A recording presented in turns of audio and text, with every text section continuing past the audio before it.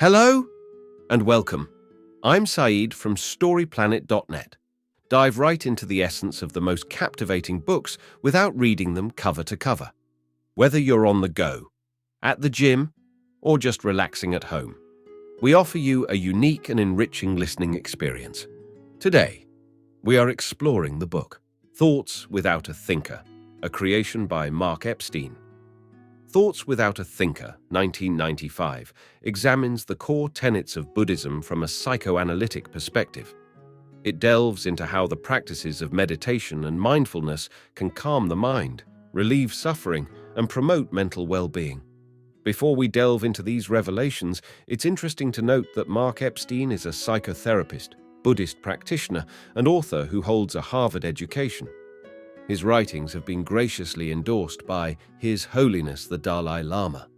With 7 key ideas to unveil, brace yourself for a deep dive into this captivating book. On StoryPlanet.net. To start, psychotherapists can learn valuable insights from Buddhist teachings that can enhance their practice. Buddhist teachings emphasize mindfulness, compassion, and acceptance, which can help therapists cultivate a deeper understanding of their clients and provide more compassionate care. Additionally, Buddhist practices like meditation can be beneficial for therapists in managing their own stress and enhancing their overall well-being. By incorporating these teachings into their practice, therapists can bring greater depth and effectiveness to their work. The concept of self-fulfillment is popular in society, but our misunderstanding of the self can lead to mental illness.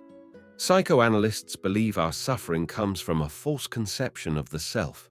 The true meaning of the self can be found in the teachings of the Buddha, not Freud.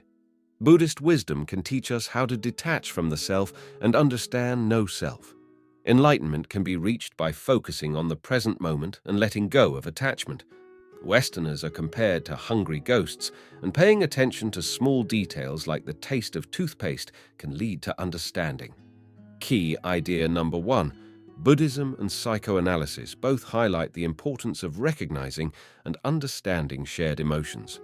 The wheel of life in Buddhism represents the universe and existence, with desire, anger, and delusion at its center. These 3 poisons prevent understanding of the true self and are the root of suffering. In Freud's psychoanalysis, desire and anger are represented by eros and thanatos, which he said are innate but repressed, causing psychological suffering. Eros is the life drive, and thanatos is the death drive. Desire keeps us striving for pleasant experiences, while anger is fueled by the fear of death. The black hog represents delusion. Key idea number 2. The concept of the self is an illusion that we deceive ourselves into believing is real. The core concept of delusion in Buddhism prevents us from accurately perceiving ourselves. This is also linked to psychoanalysis, where delusion can lead to behavioral disorders. Understanding the true nature of the self is challenging in both Buddhism and psychoanalysis. The ego, separate from the self, can be used in meditation to realize the absence of self and achieve enlightenment. Misconceptions about the self are common and develop in childhood. As we realize our limitations, we may create a false self that denies our vulnerabilities. Key idea number 3. Psychological disorders often stem from an imbalanced self-perception. Children often feel pressure to behave in ways that go against their authentic nature, leading them to suppress their true thoughts and feelings. This can result in psychological trauma and an inflated or deflated sense of self. Narcissism is linked to an inflated sense of self, while depression is associated with a deflated sense of self. Both conditions can cause significant emotional distress and impact one's understanding of their place in the world. Key idea number 4. Buddhism can alleviate mental illness by helping individuals let go of their sense of self. The cause of mental illnesses is a disproportionate sense of self. Buddhism offers a cure for this by enabling individuals to transcend their attachment to the self. Buddhist meditation allows for clear thinking and a detached perspective on thoughts and sensations. It helps individuals understand that the self is empty by nature. Compassion is also a key aspect of Buddhism, helping individuals put the needs of others before themselves and avoid narcissism. Buddhism aims to unmask the truth that the true nature of the self is emptiness. Key idea number 5. Westerners are characterized by their insatiable desire for success and achievement, while Easterners face challenges in embodying humility. The hungry ghosts are powerful metaphors in Buddhism, representing constant craving and dissatisfaction. These ghosts symbolize a combination of anger, desire, and attachment, which are more common in Western cultures due to the constant push for material possessions and accumulation. Westerners often suffer from loneliness and a need for attachment stemming from feelings of abandonment in childhood. Eastern cultures, on the other hand, may struggle with an inflated sense of self and lack of humility due to societal expectations. Westerners can address their pain and quiet their hungry ghost through self-reflection and finding ways to forge meaningful connections. Key idea number 6.